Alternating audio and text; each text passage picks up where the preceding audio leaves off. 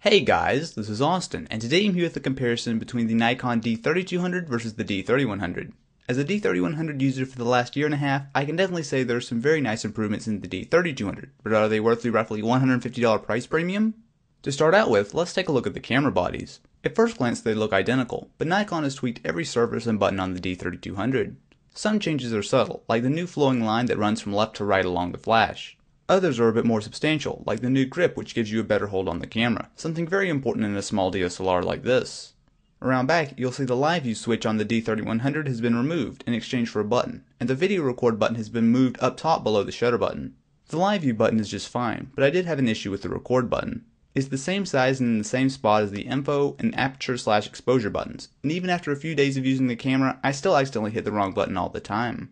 The D3100 is built surprisingly well for an entry-level DSLR, and the D3200 is no exception. One minor annoyance on the D3100 is the absurdly loud SD card door. Seriously, do you hear that? Thankfully, the D3200 has no such problems. As far as ports, they both have HDMI out and a proprietary Nikon port for GPS. On the D3200, however, you can buy an adapter to give your camera Wi-Fi to transfer over pictures and control the camera from your smartphone. The D3100 also has mini USB as well as AV out, where the D3200 has a combo USB and AV out port along with a 3.5mm microphone jack. The screen on the D3100 was always a weak point. With a low resolution of only 230,000 dots, it was one of the few major areas where the low price stuck out. With the D3200, however, there's a new 921,000 dot display, which is much better and matches several of the high-end Nikon DSLRs. Neither screen works particularly well in direct sunlight, but both are easily readable in the vast majority of situations.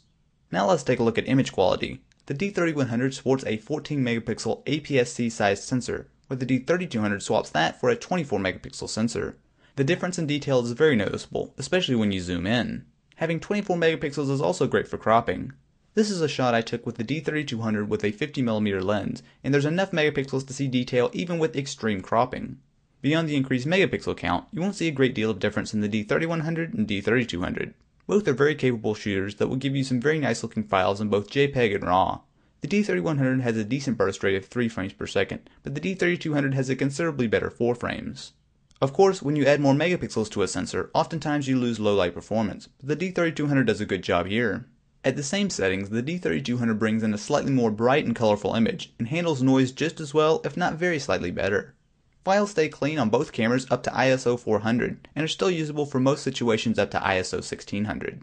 At this point, up close there is definitely visible noise, but colors remain true and detail is still there.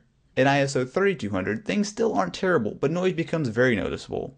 6400 is really only usable for web use, and 12800 is pretty rough. Both cameras sport the same 11-point autofocus system. In good lighting it works fairly quickly and locks on well. In low light, it's a bit hit or miss. Sometimes it can grab a hold and keep an object in focus, but more often than not you're going to need to rely on manual focus. They share the same optical viewfinder, which isn't quite full coverage and is a bit small, but unless you're coming from the D800 you probably won't notice. Where the D3200 really shines is in video mode. It now supports 1080p video at 30 frames per second, as well as 720p at 60 frames.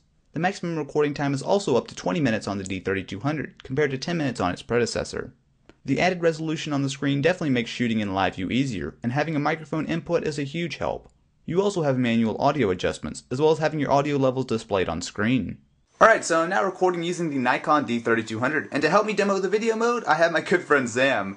So my setup here is that the D3200 is just sitting on a tripod, as I try to follow this dog around. I am using a 50mm 1.8G lens, and on top of that I am using the standard audio from the microphone built into the camera. So some of the cool features on the D3200 is that you can adjust all your settings while recording. So for example, I'm at 1/60th shutter speed right now. I'll go to 180, 1/100th, 125. You can see it gets a little dark, so if I want to adjust my ISO, I can go to 400, I can go to 800, and then let's see, we want to bump the shutter speed a little higher. So you can do all that, and of course, since this is a DSLR, we can kind of manually focus, so if you want to do like a little rack focus here, bam, there's the dog fully in focus. About the only thing you can't adjust while in video mode is your aperture, so if I want, right now I'm at f1.8, if I wanted to change it, I would have to stop recording, leave live view, then adjust the aperture and go back into live view. However, beyond that, you have pretty much all the manual control you could want.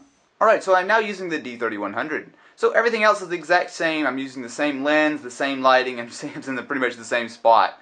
So probably the biggest difference is that I have no real manual control. About the best I can do is I can lock the exposure and I can adjust everything around and it won't change the exposure on me. But beyond that, it's pretty much automatic only. Probably only the other thing I can do is this is just the exact same way as I did with the D3200. You can leave live view, stop recording, adjust your aperture, and go back in. It will respect that, but beyond that, everything else is pretty much all automatic.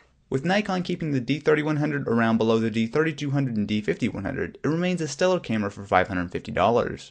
In most cases, 14 megapixels are going to be just fine, and while the better screen on the D3200 is nice, it's not really worth an extra $150. If you have a D3100, don't worry, your camera is not just suddenly out of date. On the other hand, if you're seriously interested in video, the D3200 is absolutely worth it. Nikon has been quite far behind Canon as far as video goes, however the D3200 has made some huge gains here. Combined with the impressive megapixel count and better display, the D3200 makes an excellent first DSLR. If you want to see more videos on the Nikon D3200, be sure to check out my unboxing as well as the full review. If you enjoyed, definitely be sure to leave this video a thumbs up, and if you're interested in more videos like this, be sure to subscribe.